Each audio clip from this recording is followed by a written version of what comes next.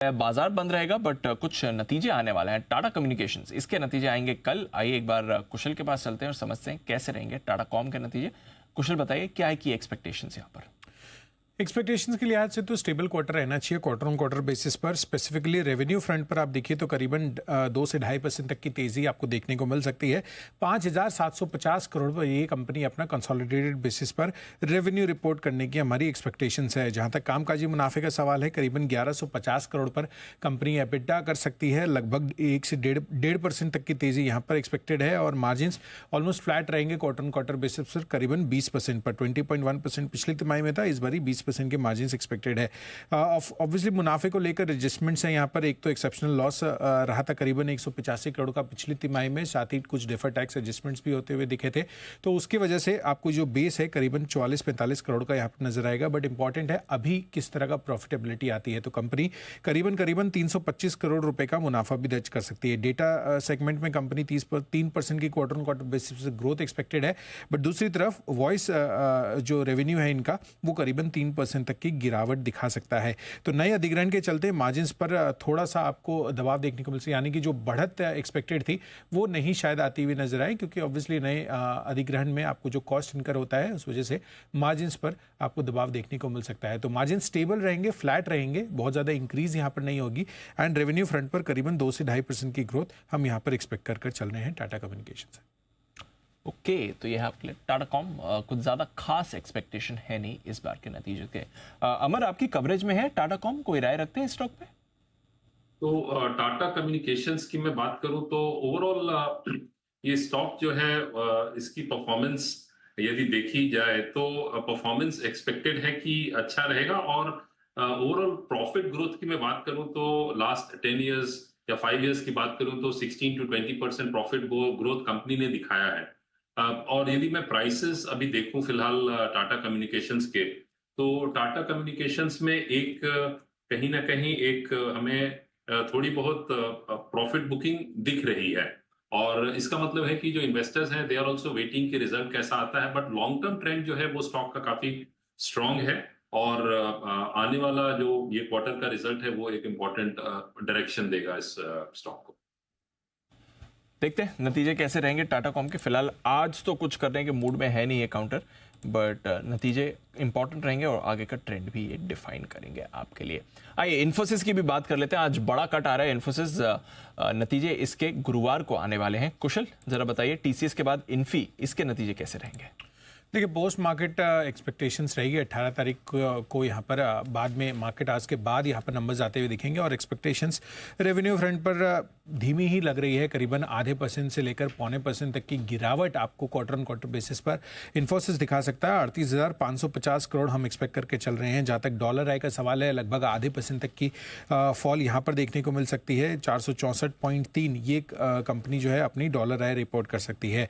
जहाँ तक constant currency terms का सवाल है, करीबन 1% तक की गिरावट एक्सपेक्टेड है और डॉलर आय में भी करीबन 0.4 से 0.6% तक की डीग्रोथ आपको देखने को एक्सपेक्टेड है। और साथ ही जो लार्ज डील्स की रैंप अप है उसमें भी देरी होती हुई नजर आ रही है।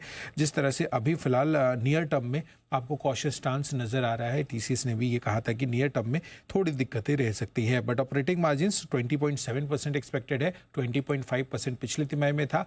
एंड ऑफ कोर्स जो FY25 की गाइडेंस आती हुई दिखती है, आपको उस पर फोकस करना है। करीबन 4 से 6% की हम एक्सपेक्ट कर रहे हैं कि यहाँ पर कॉन्स्टेंट करेंसी आई ग्रोथ गाइडेंस FY25 के लिए कंपनी दे सकती है। और एबिट लेवल पर जो ऑपरेटिंग मार्जिन है वहाँ पर भी गाइडेंस 21 से 22% की एक्सपेक्टेड है।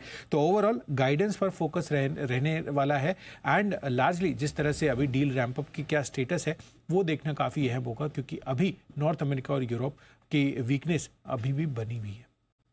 नॉर्थ अमेरिका और यूरोप की वीकनेस अभी भी बनी हुई है। चोपड़ा साहब को ये राय इन्फी और बाकी आईटी रिजल्ट्स पर, क्योंकि टीसीएस के नतीजे उतने खराब नहीं थे सर, बट अभी भी बाजार आगे के आउटलुक को लेकर थोड़ा डाउटफुल है। क्या राय रखते हैं सर इन्फी पर और आगे पूरे आईटी अर्निंग्स आउटलुक पर, कोई व्यू आपका? देखिए, अर्निंग्स टेपेड ही रहेंगी अभी तक। अगर आप कहो कि वेस्टर्न वर्ल्ड जो सबसे बड़ा बिजनेस आता है BFSI की अगर हम बात करें, तो वहाँ पे हायरिंग हो ही नहीं रही है, नया एक्सपेंशन नहीं हो रहा है। और जब भी नए एक्सपेंशंस नहीं होते तो आईटी का जो स्पेंड्स है वो थोड़ा स्लो रहता है। कंपनीज प्रेशर में है due to inflation, wage increase हो चुके हैं और या वर्कर्स मांग रहे हैं अक्रॉस द वर्ल्ड।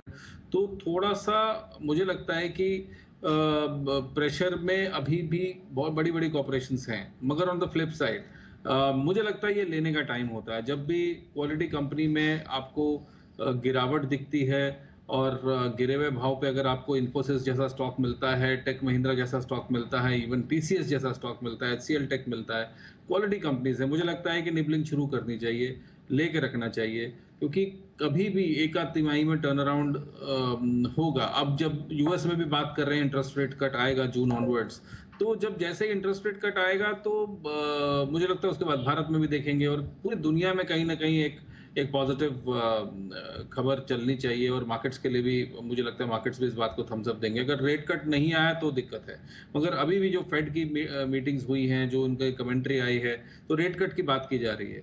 तो ओवरऑल मुझे लगता है कि ये इनको आईटी बेलवेदर्स कहा जाता है, जिन 4 कंपनीज का मैंने नाम लिया, तो ये बेलवेदर्स हैं, इन्होंने अच्छे बुरे मौसम सारे देखे हैं और इनको बहुत ज़्यादा फर्क नहीं पड़ेगा इन द लॉन्गर रन। एक और चीज़ मैं कहना चाहूँगा, इवन इंडियन आईटी कंपनीज ने भी अपना कॉस्ट कम किया है, एम्प्लॉय कॉस्ट कम किया है, बेंच स्ट्रेंथ तो लगभग 0 कर दी है।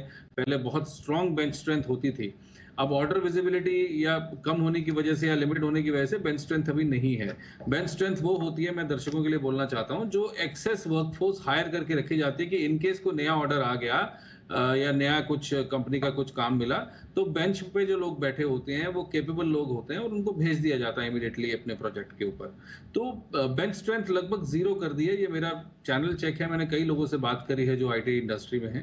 तो अभी इनकी ऑर्गेनाइजेशंस भी लीन है, इनका सैलरी कॉस्ट जो सबसे बड़ा कॉस्ट होता है आईटी कंपनीज का, सैलरी कॉस्ट कम किया गया है। मुझे लगता है कि धीरे धीरे प्रॉफिटेबिलिटी बढ़नी चाहिए आने वाली तिमाहियों में, तो अभी लेना शुरू करना चाहिए और डरना नहीं चाहिए इन कंपनीज में, क्योंकि मुझे नहीं लगता कि इनमें से कोई भी ऐसी कंपनी जो बिल्कुल कोलैप्स कर जाएगी। धीरे धीरे मुझे लग रहा है आने वाली 1-2 तिमाही में अच्छा करने लगेंगे। तो यहाँ पे अगर आपके पास 100 रुपए लगाने हैं तो 25 रुपए लगाने का टाइम है। ये है इन्फोसिस।